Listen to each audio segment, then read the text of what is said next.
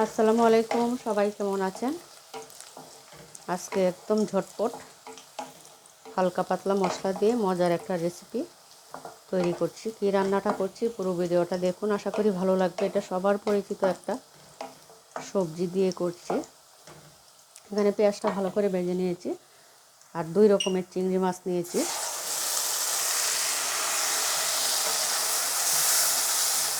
এই তরকারিটা চিংড়ি মাছ দিয়েই বেশি ভালো লাগে।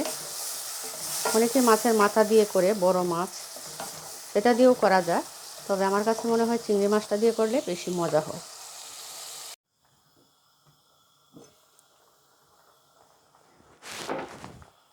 চিংড়ি মাছটা কষিয়ে নিচ্ছি 4-5 মিনিট, একটু কষাবো। এখন দিয়ে দিব একটা পাকা টমেটো, কারণ টমেটোটা দিলে একটু টকটক হয়, খেতে ভালো লাগে, কালারটাও কিন্তু অনেক সুন্দর আসে।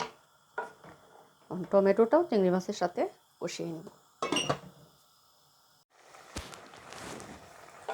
চিংড়ি মাছ আর টমেটো ভালো করে একদম কষিয়ে নিয়েছি। দেখুন টমেটোগুলো কিন্তু একদম গলে গিয়েছে। এখন দিয়ে দিব সেই মজার সবজি। এটা হচ্ছে সিমের বিচি, সিদ্ধ করে নিয়েছি, সাথে একটু দেশি আলু দিয়েছি, তাহলে খেতে নরম হবে। এখন চিংড়ি মাছের সাথে 4-5 মিনিট একটু কষিয়ে নিব, কারণ এটা যেহেতু আগেই সিদ্ধ করে রেখেছি, সেজন্য খুব বেশি সিদ্ধ করতে হবে না।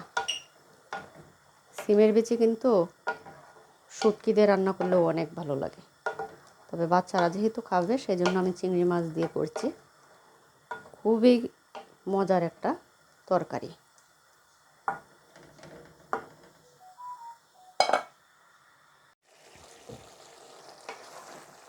সুন্দর করে ঝোলের সাথে একটু কষিয়ে নিয়েছি।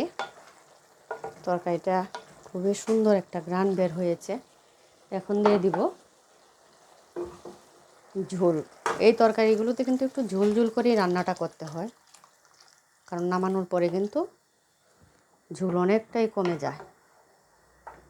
কিছু কিছু সবজিতে ঝোল দিতে হয়, যেমন লাউ, মিষ্টি কুমড়া, তারপর হচ্ছে আপনার যে কোনো বিচি,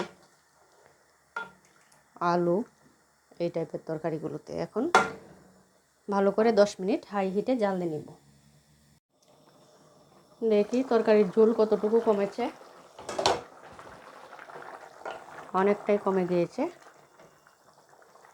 আর কমানো যাবে না, তাহলে একদম শুকিয়ে যাবে। এখন দিয়ে দিব কয়েকটা কাঁচামরিচ। এই তরকারিটাতে ধনিয়া পাতা দিলে বেশি ভালো হয়, কিন্তু দুঃখের বিষয় আজকে আমার বাসায় ধনিয়া পাতা নাই, সেজন্য দিতে পারছি না। তরকারি রান্নাটা শেষ, কেমন হয়েছে কমেন্ট করে জানাবেন।